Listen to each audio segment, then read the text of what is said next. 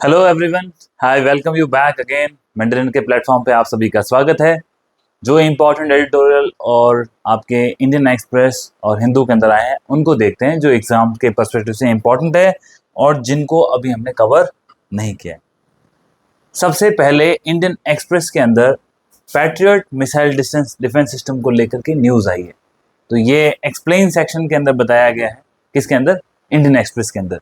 तो क्या है पैट्रियट मिसाइल सिस्टम? तो सबसे पहले आपको समझना होगा कि जो आपका पैट्रियट मिसाइल डिफेंस सिस्टम है ये यूएसए का डिफेंस सिस्टम है। किसका है ये?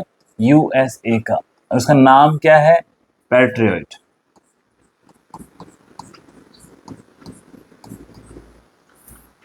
अब ये चर्चाओं में इसलिए रहा कि रशिया और यूक्रेन का जब से युद्ध स्टार्ट हुआ ये डिफेंस सिस्टम न्यूज में रहा है, क्योंकि इस युद्ध में यूक्रेन, आप जानते हैं कि यूक्रेन को इफेक्टिवली मिलिट्री सप्लाईज है वो यूएसए के द्वारा भी डायरेक्टली दी गई और इसके अलावा यूरोप के अलग अलग राष्ट्रों के द्वारा भी दी गई। अब यूरोप के जो राष्ट्र इसको इफेक्टिवली सपोर्ट कर रहे हैं उसमें जर्मनी है, उसके बाद आपका इंग्लैंड है, उसके बाद आपका जर्मनी, इंग्लैंड, फ्रांस, इन सब ने इफेक्टिवली सपोर्ट किया। उसके बाद यूएसए ने बोला कि अब मैं इसको यूक्रेन को और डिफेंस की सप्लाईज है वो नहीं दे सकता, क्योंकि रीजन ये था, उन्होंने ये कहा कि कहीं ना कहीं ये देखने को मिला कि इन डिफेंस के इक्विपमेंट का इस्तेमाल यूक्रेन के द्वारा शांति के प्रयासों को विफल करने के लिए किया जा रहा है। ये कैसे मालूम चला? जब व्हाइट हाउस ओवल ऑफिस के अंदर यूक्रेन के जो प्रेसिडेंट है व्लादिमीर जेलेंस्की, उनकी जब प्रेसिडेंट डोनाल्ड ट्रंप से मीटिंग हुई थी तो उसके जो वीडियो विजुअल्स आए थे तो उस समय मालूम चल गया। लेकिन फिर भी आपको ये समझना होगा लार्जर पर्सपेक्टिव में आखिर यूएसए का द्वंद है किससे? रशिया से। और रशिया जो है वो यूरोप के लिए एक सिक्योरिटी थ्रेट है, ऐसा यूरोप का मानना है। और रशिया का ये मानना है कि नाटो का जो एक्सपांशन किया जा रहा है उसकी बॉर्डर के आसपास, उससे रशिया के लिए एग्जिस्टेंशियल थ्रेट है। अभी रिसेंटली 50 दिन की डेडलाइन यूएसए ने दी है कि 50 दिन के अंदर जो व्लादिमीर पुतिन है, आपके रशिया के प्रेसिडेंट है, उनको किसी ना किसी प्रकार से शांति का समझौता यूक्रेन के साथ करना है। तो इफेक्टिवली 50 दिन तो ये तो और चलेगा ही चलेगा, मान के चलिए। उसके बाद और अगर डेडलाइन एक्सटेंड होगी तो और, तो विश्व की अर्थव्यवस्था के लिए तो कोई अच्छी खबर ये आई नहीं। अब यूएसए का जो पैट्रियट मिसाइल डिफेंस सिस्टम है इसको प्रोक्यूर कौन करेंगे? यूरोप के राष्ट्र करेंगे, क्योंकि यूएसए ने मना कर दिया। अब यूरोप के राष्ट्र यूएसए के डिफेंस सिस्टम को प्रोक्यूर करके इसको ये लोग किसको देंगे? ये लोग देंगे इसको यूक्रेन को। अब यूरोप के राष्ट्रों के पास भी खुद के डिफेंस सिस्टम है, परंतु पैट्रियट क्यों इतना डिमांड में है? क्योंकि जो पैट्रियट है वो डिफेंस सिस्टम रशिया के जो इक्विपमेंट्स हैं उनको, मिसाइल्स को डिस्ट्रॉय करने में, उनको कैप्चर करने के लिए ज्यादा बेटर एक्यूरेसी से काम करता है। इसीलिए यूक्रेन हमेशा से ही पैट्रियट की डिमांड करता रहा है। अब यूएसए के वेपन क्यों इतना इफेक्टिवली काम कर पा रहे हैं? रीजन ये है कि यूएसए ने जो भी अपनी डिफेंस की टेक्नोलॉजी को एस्टेब्लिश किया है, डेवलप किया है, उसका जो मेन मोटिव होता है वो मोटिव रशिया के जो इक्विपमेंट्स है उसको ओवरपावर करने के लिए। तो इसीलिए ये न्यूज में है, तो आपको पता होना चाहिए पैट्रियट मिसाइल डिफेंस सिस्टम किसका है? ये यूएसए का है। यूज कहाँ किया गया? रशिया यूक्रेन युद्ध के अंदर। अभी रिसेंटली क्या हो रहा है? रिसेंटली यूरोप के राष्ट्र इसको आपके वहां से यूएसए से प्रोक्यूर करेंगे और यूक्रेन को देंगे। इसमें इसके बारे में सारी चीजें लिखी हुई। अब एक और बात इंपॉर्टेंट ये है, इसका फुल फॉर्म थोड़ा सा देख लो, हालांकि जरूरत तो नहीं पड़ेगी। पैट्रियट का जो फुल फॉर्म है वो है phased array tracking radar for intercept on target. तो क्या है? Phased array tracking radar for intercept on target. जरूरत नहीं है, इतना ही पता होना बहुत है।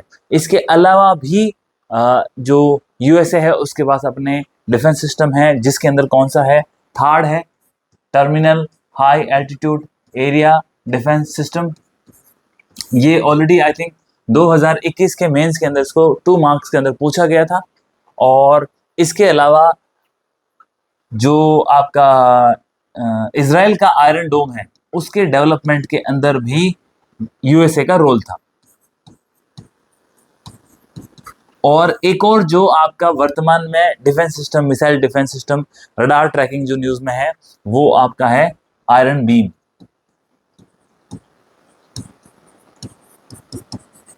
अब आयरन बीम के माध्यम से एक बीम होती है, उस बीम से आप इनकमिंग जो भी आपकी मिसाइल्स आ रही है उस मिसाइल्स को आप डिस्ट्रॉय करते हो, ठीक है। तो ये आयरन बीम काम करती है। जबकि आयरन डोम होता है वो एक शील्ड की तरह काम करता है, और इसके अंदर जब भी कोई मिसाइल आती है तो इसके अलग अलग इंटरसेप्टर एक्टिव होते हैं, उसको डिस्ट्रॉय करते हैं। तो ये बेसिकली आयरन बीम और डोम में डिफरेंस है। दोनों ही इसराइल के पास है। आयरन डोम है वो कॉस्टली है, आयरन बीम है वो इफेक्टिवली काफी कम है। यदि एक आयरन डोम की कॉस्ट है वो $50,000 के आसपास पड़ती है, जबकि एक आयरन बीम है उसकी कीमत 50,000 और $5,000 के आसपास पड़ती है। 10 गुना प्राइस का फर्क है। तो ये लेटेस्ट टेक्नोलॉजी है। इसके अलावा सेम पैट्रियट की तरफ रशिया का S-400, S-500, ये भी उसके मिसाइल डिफेंस सिस्टम है। S-400 हमने ऑलरेडी प्रोक्योर किया, S-300 भी है। तो S-400 हमने ऑलरेडी प्रोक्योर किया। S-500 लेटेस्ट डेवलपमेंट है रशिया का मिसाइल डिफेंस सिस्टम की टेक्नोलॉजी। तो ये एक न्यूज जो इंडियन एक्सप्रेस में आई उसको हमने कवर कर दिया। बेसिकली करीब करीब 150 किलोमीटर के आसपास की रेंज को ये कवर करता है, और ये यूएसए एक्सपोर्ट करता है अपने नाटो अलाइज को। और इसके अलावा इसने बहुत सारे ऐसे जो अपने पैट्रियट मिसाइल डिफेंस सिस्टम है वो अभी रिसेंटली इजराइल को भी दी।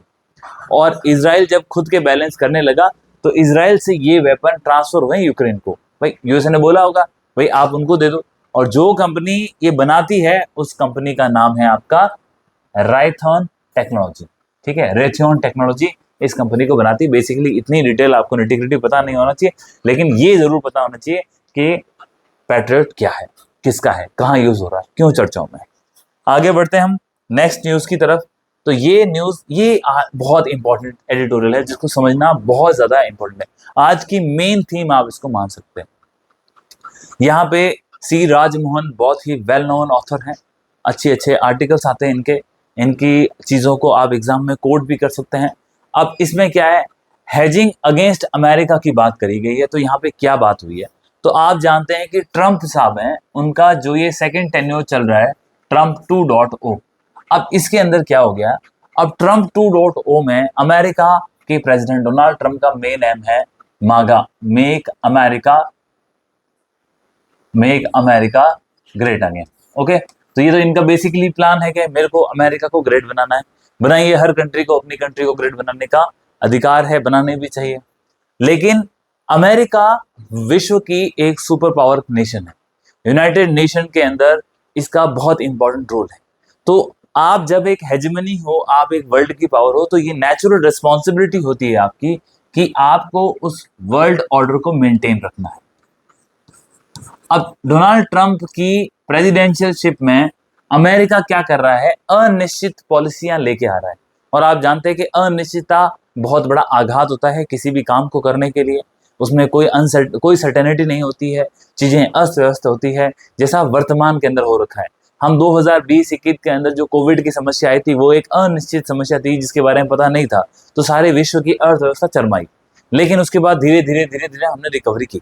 अब प्रॉब्लम क्या हुआ, जैसे ही अमेरिका में ये प्रेसिडेंट आते हैं, इन्होंने अनाप शनाप बहुत सारे अनाउंसमेंट्स किए, हर दिन कुछ ना कुछ बोला। अब ना सिर्फ इनकी वजह से कई वॉर इकट्ठे हुए, कहीं से इन्होंने सेनाएं वापस बुला ली। रिसेंटली इन्होंने ईरान के ऊपर बॉम्बिंग भी करी, और भारत पाकिस्तान का जो विवाद चल रहा था, इन्होंने बोला कि हमने उसको, तो इनके जो स्टेटमेंट है वो कंट्री के जो हेड्स हैं वो एक्सेप्ट नहीं कर रहे। इवन भारत के प्राइम मिनिस्टर ने अमेरिका की सॉइल पे जाके बोला कि हाँ, जो उन्होंने बोला कि सीज फायर किया है उसको हम एग्री नहीं करते। तो ये दिखाता है कि इनकी बातें बहुत सीरियस नहीं ली जा सकती।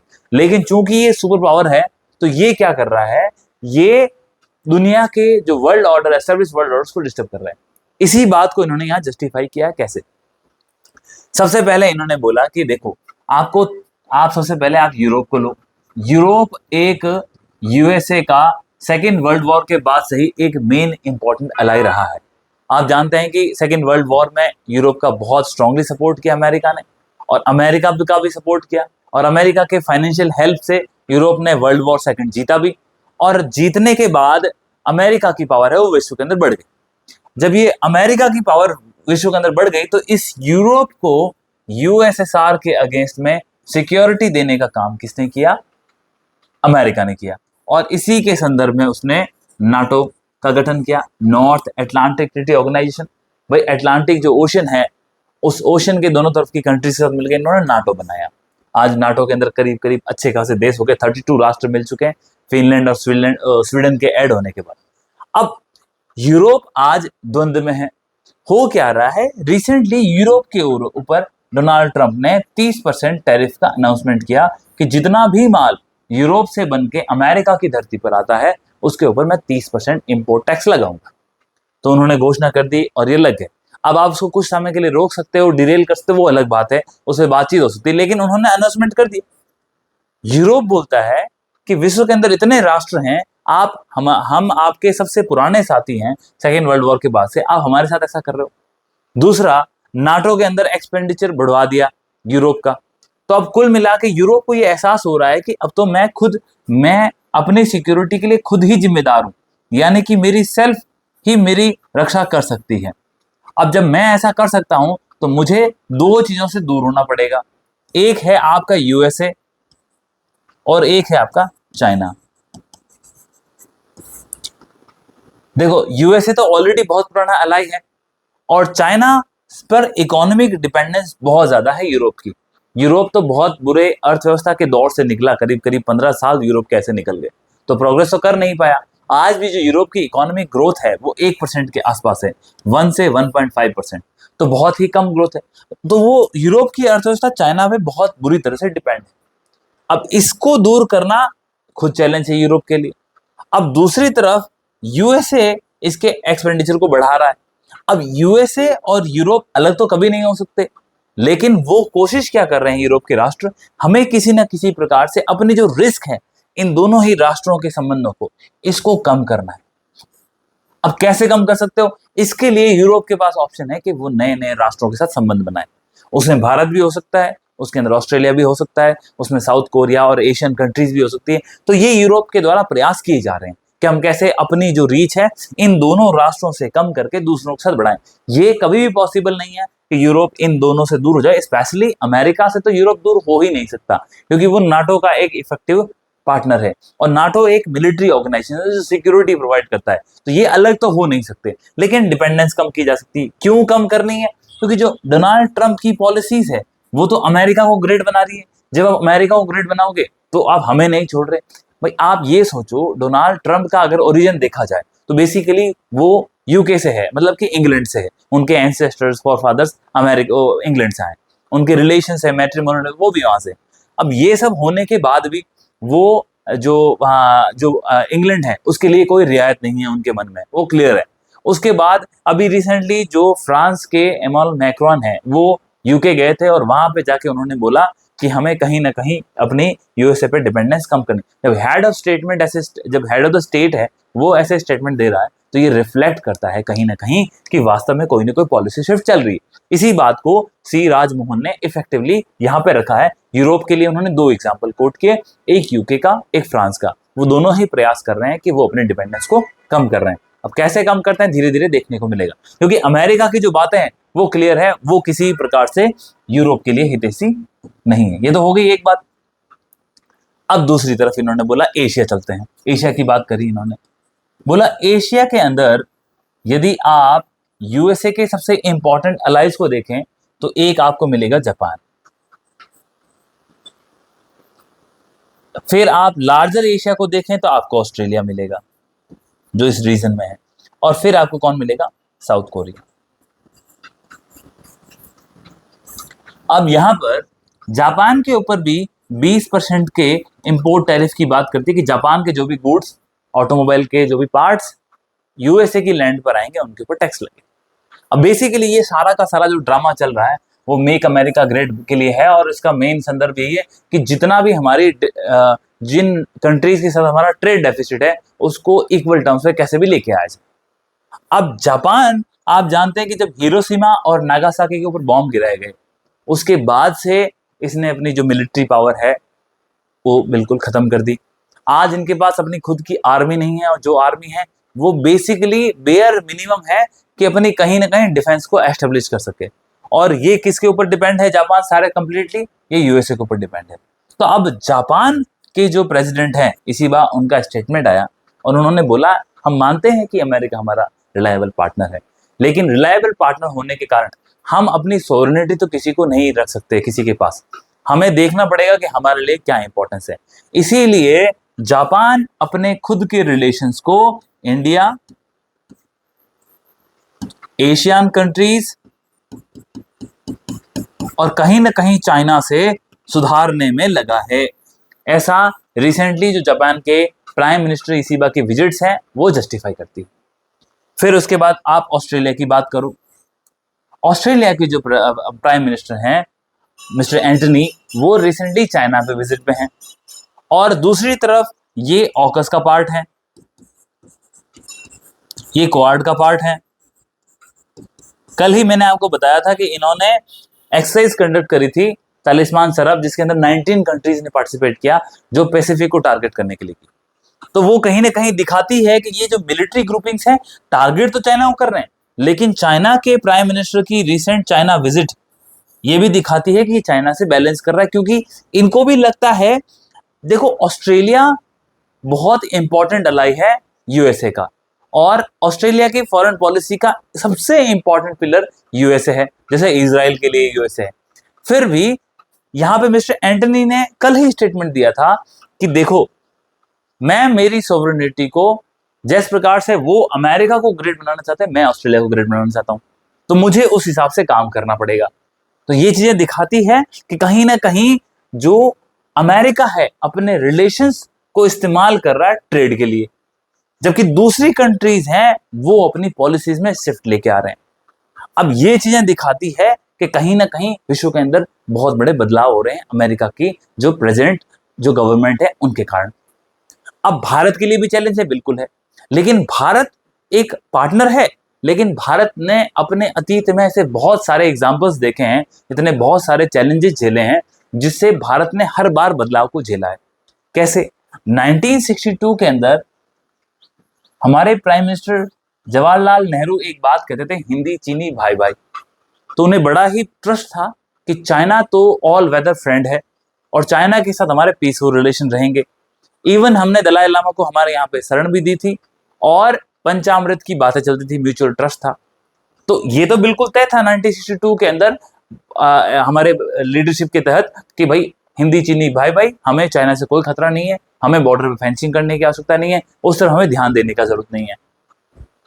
लेकिन हुआ क्या, वहां पे युद्ध हुआ, और वो युद्ध इतना मतलब शॉकिंग था हमारी लीडरशिप के लिए कि कहीं ना कहीं ये समझ लो कि आप लीडरशिप ने अपने आप को खुद को खो दिया। तो वो 1962 का युद्ध भारत के लिए एक तरह से आप ये मान सकते हो हमारी लीडरशिप के लिए एक बिट्रेयल था। भाई जवाहरलाल नेहरू जी के लिए पर्सनली और उनकी जो भी फॉरेन मिनिस्ट्री थी उनके लिए पर्सनली एक बिट्रेयल था। तो भारत ने एक बिट्रेयल तब झेला 1962 के अंदर। ना सिर्फ 1962 का बिट्रेयल, उसके बाद चाइना के द्वारा जिस तरह से पाकिस्तान को सपोर्ट किया गया वो भी हमारे लिए एक बिट्रेयल था, हमने उस ध्वंस को भी झेला। और इसी के साथ आप जानते हैं कि 1971 के अंदर जब बांग्लादेश का युद्ध हुआ तब दुनिया ने हमारा सपोर्ट छोड़ दिया। तब हम सोवियत से जो हेल्प लेके आए और बाकी दुनिया से हम दूर हुए, वो भी हमारे लिए एक बदलाव था। और उसके बाद आप ये देखो, जब 1990 के अंदर हमारी अर्थव्यवस्था चरमरा गई और उसके बाद हम जो रिफॉर्म्स लेके आए वो भी एक बहुत बड़ा बदलाव था। भाई आमूलचूल परिवर्तनों की ही बात कर रहे हैं जो आप यहाँ देख सकते हो। और सबसे बड़ा ऑल वेदर फ्रेंड आपका सोवियत यूनियन का विघटन हो गया 1991 में। जो विश्व टू पोलार था वो यूनिपोलार बन गया, यूएसए का वर्चस्व स्थापित हो गया।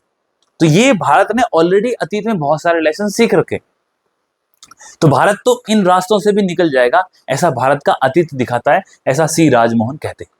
और उन्होंने ये भी कहा कि हम बहुत ज्यादा कोई अमेरिका के इतने स्ट्रेटेजिक पार्टनर नहीं है जैसा ऑस्ट्रेलिया है, साउथ कोरिया है, जापान है, यूरोप है, और ना हमारी अमेरिका से कोई ऐसी दुश्मनी है जैसी चाइना से है या रशिया से। तो भारत के लिए इन रास्तों से निकलना मुश्किल है। अभी आप ये देखो, इतने सारे राष्ट्र, इवन इन्होंने मैक्सिको और कनाडा जो कि इन्हीं के कॉन्टिनेंट के उत्तरी अमेरिका के इंपॉर्टेंट राष्ट्र हैं, जो कि इनके बहुत फेवरेबल नेशंस भी रहे हैं अतीत के अंदर, इनके ऊपर भी इन्होंने 25% इंपोर्ट ड्यूटीज लगाई है, टैक्स लगाए हैं। अभी तक भारत के ऊपर नहीं लगा, एल्यूमिनियम के ऊपर लगी थी, लेकिन लार्जर पर्सपेक्टिव में यूनिफॉर्मली ड्यूटीज नहीं लगी। और ऐसा नहीं है कि नहीं लगेगी, लगेगी हमारे ऊपर भी, हमें उसके लिए प्रिपेयर होना पड़ेगा।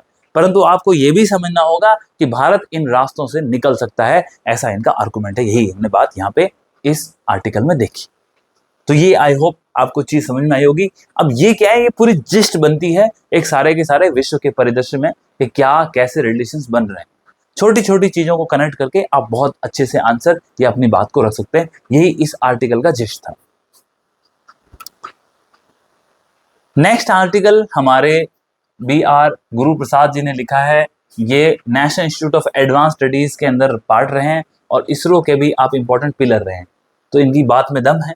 और उन्होंने ये जो आर्टिकल लिखा है वो जो हमारे ग्रुप कैप्टन शुभांशु शुक्ला है, जिन्होंने एक्सियोम 4 के साथ रिसेंटली इंटरनेशनल स्पेस स्टेशन के अंदर 18 दिन व्यतीत किए, फिर वो वहाँ से उनका जो कैप्सूल है, ग्रेस कैप्सूल का नाम है, वो भी आपको पता होना चाहिए। और ये जो आपका ग्रेस कैप्सूल था, फिर ये डी लॉकिंग होता है किससे, इंटरनेशनल स्पेस स्टेशन से। 18 दिन उन्होंने वहां बिताए, कहाँ पे, इंटरनेशनल स्पेस स्टेशन में। और अगर आप अंतरिक्ष की बात करो तो 20 दिन बिता दिए, आने में 2 दिन और लगे। तो ये थोड़ा सा, अगर कोई प्री में सवाल आता है, ट्रिकी क्वेश्चन आजकल घुमा रहे हैं, पता होना चाहिए इंटरनेशनल स्पेस स्टेशन के अंदर इनके क्रू ने 18 दिन बिताए, जबकि बाकी इन्होंने 20 दिन अंतरिक्ष के अंदर बिताए। अब यहाँ पे इनका ये कहना है कि ये जो 18 दिन का स्टे था उनका, कैसे इंपॉर्टेंस है, क्या भारत के लिए मैसेज देता है। सबसे इंपॉर्टेंट पिक्चर यही निकल के आती है। फैक्चुअल डाटा है हमारे पास, हम उसकी बात कर लेंगे, लेकिन क्या मैसेज देता है। इन्होंने कहा कि भारत ऑलरेडी प्लान कर रहा है, अभी तक इसरो हमारा जितने भी अनक्रू मिशन जिसके अंदर कोई व्यक्ति नहीं गया, उन सब मिशन के लिए सक्सेसफुल रहा है। उसने बहुत सारे मिशन चलाए। इवन PSLV जो हमारा यान है, उसकी 60 सक्सेसफुल यात्राएं हो चुकी है। GSLV ने इफेक्टिवली बहुत काम किया है।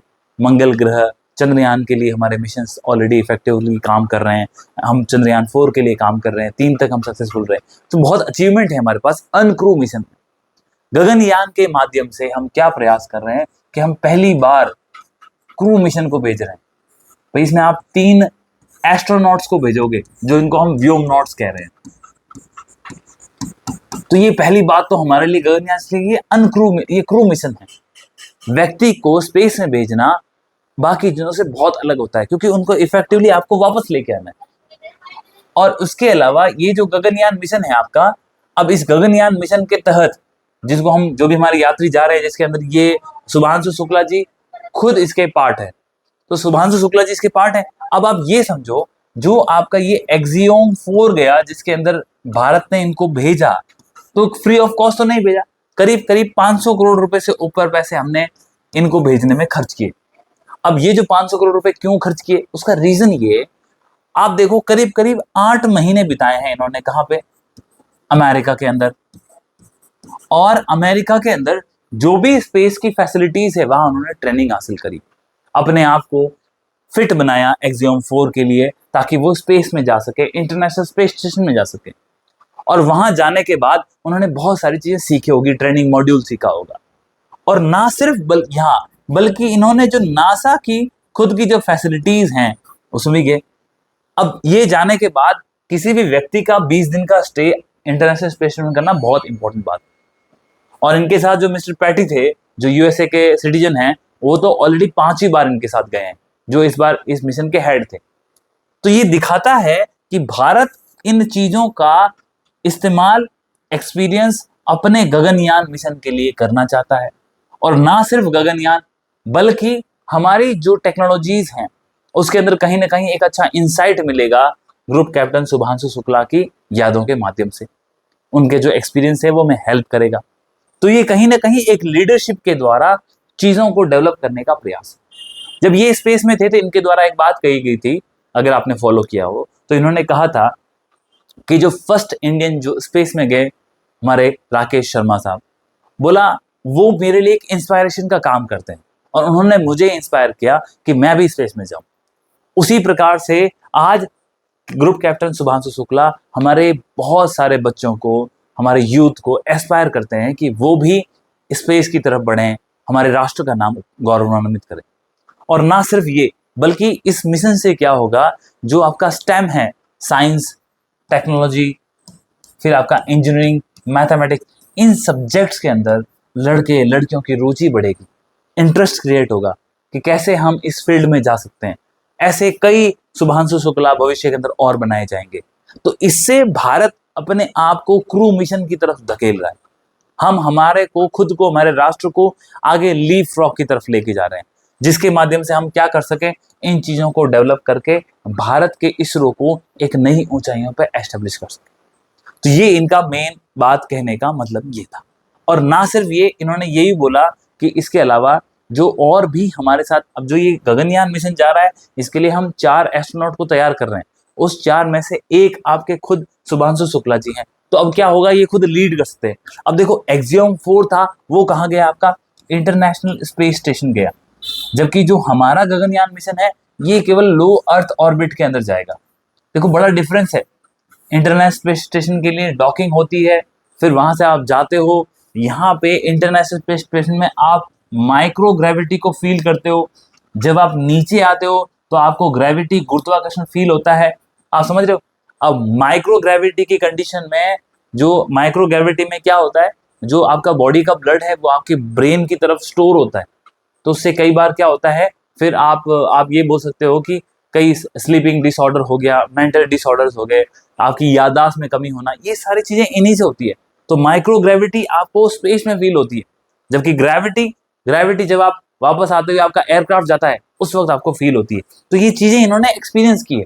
तो इसकी हमें हेल्प मिलेगी, जो बाकी हमारे ग्रुप कैप्टन प्रशांत बालाकृष्णन हैं, फिर आपके अजीत कृष्णन हैं, अंगद प्रताप है, और इसके साथ मिस्टर शुभांशु शुक्ला हैं। इनकी 4 लोगों की टीम है। तो ये इनको शेयर करेंगे। कुछ टाइम उनको वहां पे रिकवरी में लगेगा। रिकवरी लगती है कम से कम 7 से 8 वीक की। तो हो सकता है अगस्त में, मिड अगस्त तक इनके आने की प्रोबेबिलिटी है, यहाँ पे आ जाए। वो कि बहुत फास्ट रिकवरी होती है। ये जो फर्स्ट हैंड एक्सपीरियंस है, वो भारत को सक्षम बनाने के लिए एक सक्सेसफुल एलिमेंट का काम करेगा, ऐसा ये गुरु प्रसाद जी ने बात कही है इस हमारे इसमें आर्टिकल के माध्यम से। अब इनकी इसके साथ ये देखो, जो मैं आपको बता रहा था कि जो हमारे ऑस्ट्रेलिया के प्राइम मिनिस्टर हैं, मिस्टर एंथनी एल्बनीज, तो आप ये देख सकते हो, ये फोटो है। इस फोटो में वो चाइनीज प्रीमियर या प्रेसिडेंट सी जिनपिंग के साथ है। और आप जानते हैं कि ऑस्ट्रेलिया एक इंपॉर्टेंट पिलर है अमेरिका का। अमेरिका के पार्टनर का यूएसए के अंदर अभी इस वक्त जाना, जब वहां पे खुद ऑस्ट्रेलिया के अंदर 19 नेशंस के साथ मिलकर के आप मिलिट्री एक्सरसाइज कंडक्ट कर रहे हो। और ये जो बेसिकली मिलिट्री एक्सरसाइज है, वो साउथ चाइना सी और पैसिफिक ओशन को टैकल, जो चाइनीज थ्रेट है उसको टैकल करने के लिए की जा रही है। तो आप देख सकते हो किस प्रकार से फॉरेन पॉलिसी प्ले कर रही है। और ऑस्ट्रेलिया के वहां पे जाने का उद्देश्य यही है, क्योंकि ऑस्ट्रेलिया के ऊपर भी चाइना काफी ट्रेड प्रैक्टिसेस के अगेंस्ट में एक्शन लेने का प्रयास कर रहा है। और उसके आसपास जो छोटे छोटे राष्ट्र हैं, माइक्रोनेशिया, पॉलिनेशिया, उनके अंदर चाइना अपना इन्फ्लुएंस बढ़ा रहा है। तो ये जो विजिट है, वो कहीं ना कहीं अपनी सोवरेनिटी का इस्तेमाल करते हुए चाइना और यूएसए दोनों को रिलेशन को बैलेंस करने का एक प्रयास है। इसीलिए ये दिखाना जरूरी था। और इन्होंने कहा है क्लियरली कि इंडो पैसिफिक में हम बातचीत करने के लिए तैयार हैं, तनाव के बावजूद। तो ये एक अच्छा सिग्नल जाता है, जिसके अंदर यूएसए को साइड में रख करके विश्व के अलग अलग राष्ट्र अपने लेवल पे प्रयास कर रहे हैं। तो ये एक इंपॉर्टेंट जो चीज थी, वो हमने यहाँ पे देखी। फिर आते हैं हम, जो हमारे ग्रुप कैप्टन शुक्ला जी हैं, उनकी यात्रा को कुछ साइंटिफिक फैक्ट्स को लेकर के। सबसे इंपॉर्टेंट बात तो ये कि जो इनकी वापस रिटर्न जर्नी हुई है, उसके अंदर ऑलरेडी हमने देख लिया 18 दिन तो इन्होंने कहाँ बिताए, इंटरनेशनल स्पेस स्टेशन पे। फिर 20 दिन कहाँ बिताए, अंतरिक्ष में। जो इनका ये जो आप यान देख रहे हैं, ये इसको बोलते हैं ग्रेस कैप्सूल। तो यहाँ पे बेसिकली ये इंटरनेशनल स्पेस स्टेशन को दिखाया गया है। ये इंटरनेशनल स्पेस स्टेशन के अंदर इनका विमान जाकर के डॉक हुआ। ड्रैगन कैप्सूल जो है, जो जाकर के यहाँ पे जब ये इनका डॉक हुआ, जब ये रिटर्न आ रहे हैं, तो सबसे पहले ये ऑटोमेटिकली इससे अलग हुए। इसको हम क्या बोलते हैं, इसको बोलते हैं अनडॉकिंग होना, डीकपलिंग होना। फिर इसके बाद में जब ये अर्थ के अंदर एटमॉस्फेयर में एंट्री कर रहे थे, तो बहुत सारा जो स्पेस क्राफ्ट का वेट होता है, उसको उन्होंने, जिसके अंदर कोई इफेक्टिवली यूजेबल फ्यूल नहीं है, उसको इन्होंने डिस्कार्ड किया सेकंड स्टेज के अंदर, जब ये अर्थ के एटमॉस्फेयर में एंट्री हो रहे थे। फिर इनकी यहाँ पे हीट शील्ड होती है जो टेम्परेचर को इनको बचाने का प्रयास करती है इनके वायुयान को। उसके बाद करीब करीब 18,000 हाइट की फीट पर इनके जो 2 मेन पैराशूट हैं वो खुलते हैं। और फिर लास्ट के अंदर ये जब इनकी स्पीड को 25 से 26 किलोमीटर प्रति घंटा करने के लिए इनके जो एडिशनल पैराशूट्स हैं वो 4 पैराशूट खोलते हैं। ये करके करीब करीब ये 7,000 से 8,000 के किलोमीटर के दायरे में जो इनकी स्पीड होती है उसको 25 किलोमीटर प्रति घंटा तक लाया जाता है। और लाने के बाद इसको आप 2 जगह लैंड कर सकते हो, या तो आप जमीन के ऊपर कर लो, अदरवाइज आप ओशन में या सी में कर लो। जो इनकी अभी लैंडिंग हुई वो हुई कैलिफोर्निया के आसपास के समुद्र के अंदर। समुद्र में करने का रीजन ये है, लैंड के ऊपर आपको पहली बात तो प्रिसाइज लैंड करना पड़ता है। सपोज आपका कोई रनवे बना हुआ है तो रनवे की जो विड्थ है आपको उसी के अंदर लैंड करना पड़ेगा, वरना कोई दुर्घटना हो सकती है। दूसरा, ओशन के अंदर आपका स्पेस है, थोड़ा मोड़ा लेफ्ट राइट हो गया तो कोई प्रॉब्लम नहीं है, क्योंकि ओशन विंड्स, ओशन करंट कहीं ना कहीं आपको डिफ्लेक्ट करती है। दूसरा, लैंड के ऊपर यदि आपको लैंड करना है तो उसके लिए आपको ब्रेकिंग सिस्टम, ब्रेकिंग पैड्स, फिर उसके बाद जो रनवे का लेवल ऑफ क्वालिटी है उसका बहुत अच्छा होना चाहिए। समुद्र के अंदर तो बहुत वाटर जो होता है बहुत ही डेंस है, उसकी डेंसिटी हेल्प करती है इसको रोकने में, इसकी स्पीड को कम करने में। और दूसरा, ये इसकी शेप ऐसे होती है कैप्सूल की कि जब ये लैंड करता है तो दोनों ही साइड से, चाहे टॉप टू बॉटम और बॉटम टू टॉप, तो दोनों ही साइड से ये फ्लोट करने के अंदर इसके अंदर एबिलिटी होती है। तो ये इसके 4 प्रोसेस थे जिसके अंदर इनका घर पे ये घर वापसी हुई है। तो ये यहाँ पे आप देख सकते हैं इनको, इनके जो स्पेस, जो हमने ग्रेस इनका कैप्सूल है उससे बाहर निकाला जा रहा है। अब इनको काफ़ी टाइम रखा जाएगा नॉर्मल होने के लिए, क्योंकि इसमें होता क्या है, जैसे हमने अभी पहले बात करी कि इनको स्पेस मोशन की सिकनेस की प्रॉब्लम हो सकती है। कई लोग होते हैं माइक्रो ग्रेविटी से बाहर आने में समय लगता है, कुछ लोग होते हैं वो ग्रेविटी से परेशान होते हैं। तो ये जो चीज़ें हैं, इन चीज़ों से बाहर आने के लिए कुछ टाइम इनको वहाँ रखा जाएगा, एक्सरसाइज कराई जाएगी। अब बेसिकली स्पेस के अंदर जो इनका और इसमें कई एक्सपेरिमेंट भी किए गए हैं जो शायद मेडिसिनल वैल्यू हमारे लिए इंपॉर्टेंट हो। इसमें क्या होता है, कई बार जो रीढ़ की मसल्स होती है वो वीक हो जाती है, जिस कारण से यदि आपने देखा होगा स्पेसक्राफ्ट से जब भी कोई व्यक्ति निकलता है तो वो चल नहीं पाता, उसके हाथ काम नहीं कर। ऐसा सुनीता विलियम्स के टाइम भी देखा होगा आपने, और अभी भी देख सकते हैं। तो इसीलिए लोग उनकी हेल्प करते हैं। तो बेसिकली जो उनकी मेमोरी होती है वो चीज़ों को भूल जाती है माइक्रो ग्रेविटी के कारण। तो उस वक्त क्या होता है, इनके दिमाग की नर्व्स होती है उसको टाइम लगता है रिकवर होने में, इनके हाथ और पाँव काम करना बंद कर देते हैं। तो इतना आसान नहीं होती ये जर्नी, बहुत चैलेंजिंग है। और वहाँ जाके बातें करना, वहाँ सर्वाइव करना अपने आप में एक चैलेंज है, क्योंकि वहाँ ईच ग्राम जो आप लेके जा रहे हो वो काउंट होता है। तो वो आप फूड लेके जाओगे, एक्सपेरिमेंट का मटेरियल लेके जाओगे, तो बहुत चैलेंजिंग है। तो यही बात इन्होंने बताई है। एक तो ये प्रोसेस देख लिया, प्रोसेस के बाद रिकवरी, वो तो कोई इंपॉर्टेंट नहीं है जो हमने बात कर ली। और फिर आखिर क्यों प्रेफर किया जाता है, कौन सी, जो ये आपकी ओशन की लैंडिंग होती है जिसे क्या कहते हैं, स्प्लैश डाउन, ये क्यों मोर इंपॉर्टेंट है लैंड से, तो हमने ये बात कर ली। तो ये एक इंपॉर्टेंट बात है जो हमको इस आर्टिकल से पता चली, इसको हमने डिस्कशन किया। One second. तो ये जेनेटिकली मॉडिफाइड से एक इंपॉर्टेंट जो एडिटोरियल है वो आज हमारे लिए बहुत इंपॉर्टेंट है, तो वो देखते हैं। तो यहाँ पे क्या बात आई है, जीएम क्रॉप्स की बात चल रही है। और रिसेंटली आप जानते हैं कि भारत की जो सबसे हाईएस्ट बॉडी है जो कि जीएम क्रॉप को अप्रूव देती है, चाहे उसका ट्रायल लेना हो चाहे उसका प्रोडक्शन करना हो। पहली बात तो कोई भी ऐसी जीएम क्रॉप इंडिया में नहीं है जो आप कंज्यूम कर सकते हो कमर्शियली। यस, हम उगा सकते हैं। बीटी कॉटन की बात आप जानते हैं कि जो बीटी कॉटन है वो एकमात्र ऐसी जीएम क्रॉप है जिसको भारत सरकार के द्वारा कमर्शियल यूज के लिए अलाउड किया गया, इसके अलावा कोई क्रॉप नहीं। जी, जो आपका ब्रिंजल है, जेनेटिकली मॉडिफाइड ब्रिंजल है, उसकी टेस्टिंग की गई थी लेकिन परमिशन नहीं दी गई। अब बात चल रही है जेनेटिकली मॉडिफाइड मेज की। तो पंजाब यूनिवर्सिटी है उसके अंदर जेनेटिकली मॉडिफाइड मेज उगाया जाएगा। अब ये जो सिर्फ और सिर्फ क्या है, पहली बात तो ट्रायल है, और ये जो ट्रायल हो रहा है ये भी ट्रायल किसके लिए, सिर्फ और सिर्फ रिसर्च के पर्पज के लिए।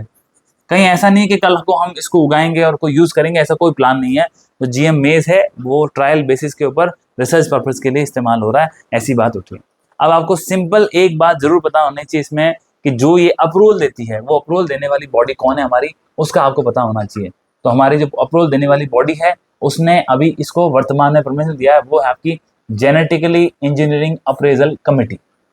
जेनेटिकली इंजीनियरिंग अप्रेजल कमेटी ये भारत की सबसे हाईएस्ट बॉडी है जो कि जेनेटिकली मॉडिफाइड क्रॉप्स, चाहे वो ट्रायल हो, रिसर्च के लिए हो, प्रोडक्शन के लिए हो, उसको अप्रूव ये देती है। अब इसको अप्रूवल देने के साथ ही इसको स्टेट गवर्नमेंट जो भी रेस्पेक्टिव होती है उस स्टेट गवर्नमेंट से नो ऑब्जेक्शन सर्टिफिकेट भी लेना पड़ता है कि हाँ हमारे यहाँ प्रोडक्शन करेंगे, हमें कोई एतराज नहीं। तो यहाँ पे जीएम मेज की 2 वैरायटीज हैं, उनका ट्रायल किया जा रहा है। आपको जस्ट इतना पता होना चाहिए कि जीएम मेज को ट्रायल बेसिस के अंदर पंजाब यूनिवर्सिटी की में जेनेटिकली इंजीनियरिंग अप्रेजल कमेटी के द्वारा अप्रूवल दिया गया है। ये बस आपको इतनी सी चीज पता होनी चाहिए। लास्ट न्यूज है वो ब्लैक होल्स को लेकर के है। ब्लैक होल्स और ग्रेविटेशनल वेव्स बहुत चर्चाओं में रहती है। अब इस ब्लैक होल्स का जो इवेंट हॉरिजन के माध्यम से हमने पहली बार एक पिक्चर बनाया था, जो आपने इमेज देखी होगी। यहाँ जो द हिंदू के अंदर आपको फोटो दिख रही है, इस फोटो के अंदर आपको ये 2 ब्लैक होल्स दिख रहे होंगे। तो एक तो ये ब्लैक होल है यहाँ वाला, मैं इसके सेंटर में मार्क कर रहा हूँ, और ये ब्लैक होल। दोनों ही ब्लैक होल्स एक दूसरे के चारों तरफ ऑर्बिट कर रहे हैं। अब इन दोनों ब्लैक होल्स के जो नाम दिए गए हैं वो नाम इनकी साइज के आधार पे दिए गए हैं। एक ब्लैक होल्स है जो ये वाला 137x, और ये जो ब्लैक होल्स है 103x। ये जो x दिखाया है ये x दिखाता है कि कितने गुना हमारे सोलार सिस्टम के सन से बड़ा है, यानी कि 137 गुना तो ये हमारे सूर्य से, और ये 103 गुना हमारे सोलार सिस्टम के सन से बड़ा है। अब ये दोनों ही ब्लैक होल्स एक दूसरे के ऑर्बिट कर रहे हैं, और ऐसा देखने को मिलता है ब्लैक होल्स एक ऐसी चीज है जिसके अंदर डेंसिटी इतनी स्ट्रांग होती है कि इसके अंदर से कोई भी लाइट भी पास नहीं कर सकती। इसकी ग्रेविटी बहुत स्ट्रांग होती है, और इसकी ग्रेविटी में not a single light can pass it. और होता क्या है, जब 2 ब्लैक होल्स एक दूसरे के चारों तरफ घूमते हैं, जैसे ये एक दूसरे के ऑर्बिट में घूम रहे हैं एक चारों तरफ, धीरे धीरे क्या होगा, ये दोनों ब्लैक होल्स एक दूसरे से टकराएंगे। जब ये कोलाइड करते हैं, कोलाइड करके एक बहुत बड़ा मेजर ब्लैक होल बनता है। तो वहां उस कंडीशन में क्या जनरेट होती है, वो जनरेट होती है ग्रेविटेशनल वेव्स।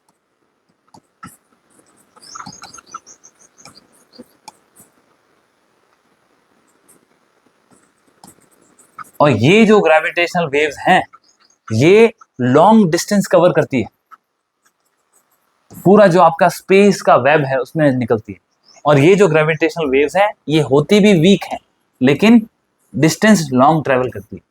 अब हमारे पास कुछ इंपॉर्टेंट ऑब्जर्वेटरीज हैं जिसका नाम है लीगो। हमने कुछ बना रखी है लीगोस।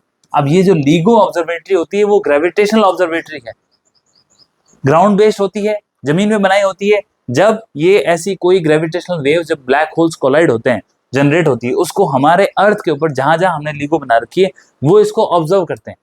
अब जैसा कि मैंने बताया ये लॉन्ग डिस्टेंस ट्रेवल करती है, चाहे आपकी एक लीगो की ऑब्जर्वेटरी अमेरिका में बनी हो, एक सपोज भारत में बनी हो, और मान लीजिए कि एक जापान में बनी हो। यदि इन तीनों जगह पर लीगो हैं और वास्तव में ग्रेविटेशनल वेव जनरेट हुई है, तो इन तीनों ही जगह पर आपको सेम क्वांटिटी में और सेम इफेक्ट के साथ आपको ग्रेविटेशनल वेव ऑब्जर्व होगी। तो ऐसी जो ग्रेविटेशनल वेव्स की ऑब्जर्वेटरी लीगो बनी हुई है उसमें सबसे इंपॉर्टेंट तो आपकी यूएसए की है, इसी के नाम पे लीगो रखा। जो आपका इटली के अंदर है उसको हम क्या बोलते हैं, विर्गो। और इसके अलावा जो आपकी जापान के अंदर है उसका नाम हमने क्या रखा है, कागरा। ये निकनेम्स हैं, एक्रोनेम्स हैं, ठीक है। ऐसे कैसे महाराष्ट्र के अंदर हम भी यहाँ पे लीगो की ऑब्जर्वेटरी एस्टेब्लिश कर रहे हैं। तो ये आपको पता होना चाहिए कि लीगो ऑब्जर्वेटरी का रिलेशन ग्रेविटेशनल वेव्स है। ग्रेविटेशनल वेव्स हैं वो लॉन्ग डिस्टेंस ट्रेवल करती है, वीक होती है, और जब ब्लैक होल एक दूसरे से कोलाइड करते हैं उस वक्त ये जनरेट होती है, जिसको हम अर्थ के ऊपर मेजर करते हैं ताकि हमें पता चले कि भाई अर्थ के अंदर फिर हम अपने जो हमारे टेलीस्कोप्स हैं उनकी सहायता से इमेज लेने का प्रयास करते हैं। इसी प्रकार से इवेंट होराइजन के माध्यम से हमने ब्लैक होल की फर्स्ट टाइम पिक्चर जनरेट की थी। अब ये जो आपका ब्लैक होल का मर्ज हुआ है, जो बना है, उसका नाम है GW231123। ठीक है, अब बेसिकली इसको 2023 के अंदर ही ऑब्जर्व किया गया था, इसीलिए इसका 2023 के हिसाब से नाम रखा है। तो ये एक इंपॉर्टेंट चीज हमने ब्लैक होल के लिए देखी। So this is end of today's important editorials. अगर कोई डाउट है प्लीज कमेंट सेक्शन में लिखें, और ये आपके एग्जाम्स के लिए बहुत इंपॉर्टेंट है। प्लीज वॉच, कंटिन्यू, और we will meet again tomorrow. Thank you, जय हिंद।